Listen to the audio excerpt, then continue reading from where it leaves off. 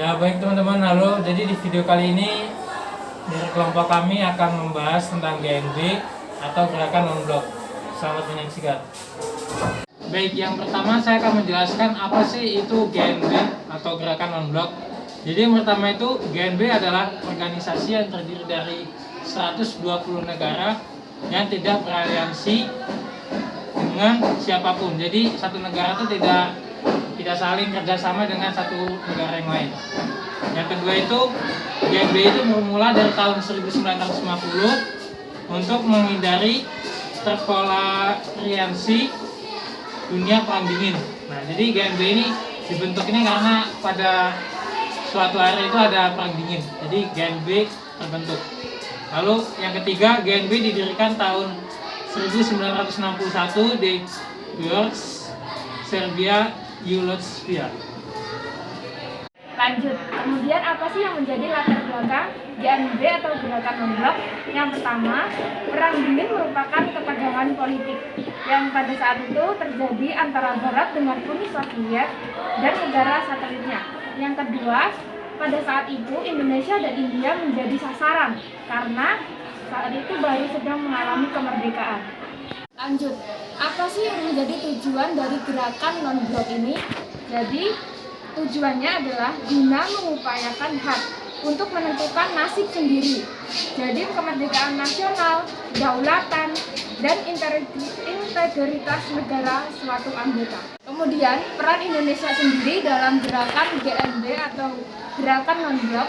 Yang pertama, Indonesia menjadi memprakarsai atau memelopori Gerakan Non-Blok itu sendiri. Yang kedua, Indonesia menjadi penyelenggara konferensi tingkat tinggi. Saya akan melanjutkan peran Indonesia yang ketiga, yaitu Indonesia turut memerdekakan ketegangan yang terjadi di kawasan bekas Yugoslavia. Dan yang keempat itu ada Indonesia pernah menjadi ketua GNB tahun 1922 bersama Brunei Darussalam, mendirikan pusat kerjasama teknik ke selatan GNB di Jakarta. Dampaknya dari GNB, dari dampaknya yang pertama itu persatuan dan kesatuan negara Indonesia dengan negara Asia Afrika lainnya semakin erat.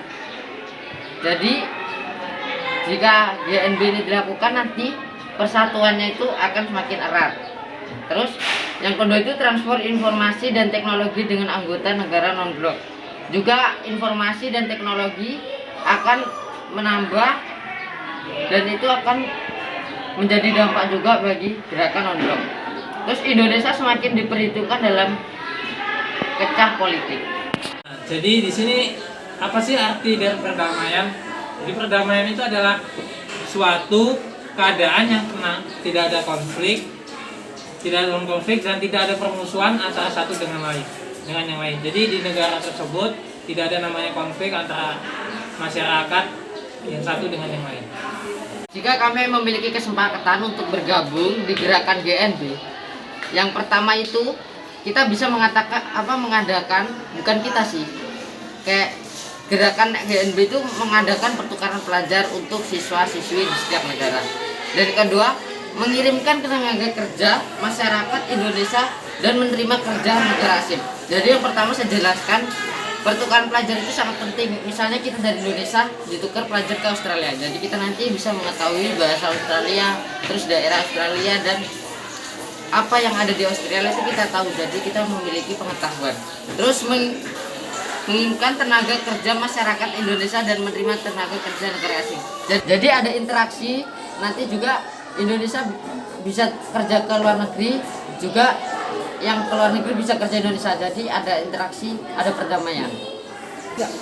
Nah, selanjutnya itu yang ketiga itu mengikuti gaya pendidikan negara yang maju. Jadi bangsa Indonesia ketika kami dapat bergabung di komunitas GNB, kita dapat mengikuti pendidikan negara yang lain. Lalu yang keempat itu melakukan jual beli alat tempur. Jadi kita bisa memanfaatkan komunitas GNB ini untuk saling berkomunikasi untuk pertahanan dunia juga, pertahanan negara lebih tepatnya.